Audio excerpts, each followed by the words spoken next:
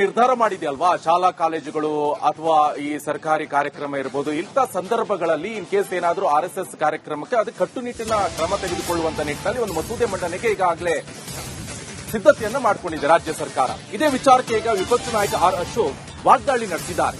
RSS ಮೇಲೆ ದ್ವೇಷದ ರಾಜಕಾರಣ ಮಾಡ್ತಾ ಇದ್ದೀರಾ, ಆದ್ರೆ ಆರ್ಎಸ್ಎಸ್ಗೆ ನೀವು ಯಾವುದೇ ಲೆಕ್ಕಕ್ಕೆ ಇಲ್ಲ, ನಿಮ್ಮಂತವರನ್ನ ಲಕ್ಷಾಂತರ ಜನರನ್ನ ಆರ್ಎಸ್ಎಸ್ ನೋಡಿದೆ ಅಂತ ಆರ್ ಅಶೋಕ್ ಹೇಳ್ತಿದ್ದಾರೆ.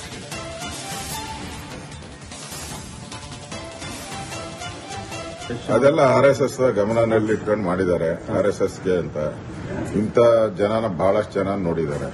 ಆರ್ಎಸ್ಎಸ್ ಇಡೀ ಪ್ರಪಂಚದಲ್ಲಿದೆ, ಇಡೀ ದೇಶದಲ್ಲಿ. ದೇಶದ ಪ್ರಧಾನಿನೇ ಆರ್ಎಸ್ಎಸ್ ಅವರು, ನಾವು ಆರ್ಎಸ್ಎಸ್.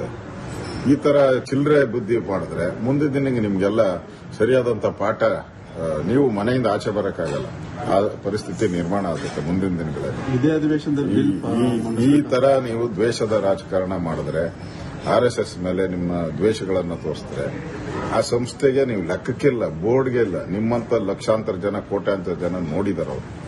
ಅದರಿಂದ ನಿಮ್ಮ ಇಂದಿರಾ ಗಾಂಧಿನೇ ಏನು ಮಾಡಕ್ಕಾಗಿಲ್ಲ, ನೆಹರೂನೇ ಏನು ಮಾಡಕ್ಕಾಗಿಲ್ಲ, ಇನ್ನು ಇವರೇನು ಮಾಡಕ್ ಸಾಧ್ಯ? ಅದರಿಂದ ಆರ್ಎಸ್ಎಸ್ ಅವ್ರಿಗೆ ಗೊತ್ತಿದೆ, ಅವರು ಇದನ್ನ ಹೆಂಗೆ ಎದುರಿಸಬೇಕು ಎದುರಿಸ್ತಾರೆ. ಅದೆಲ್ಲ ಆರ್ಎಸ್ಎಸ್ ಗಮನದಲ್ಲಿಟ್ಕೊಂಡು ಮಾಡಿದ್ದಾರೆ.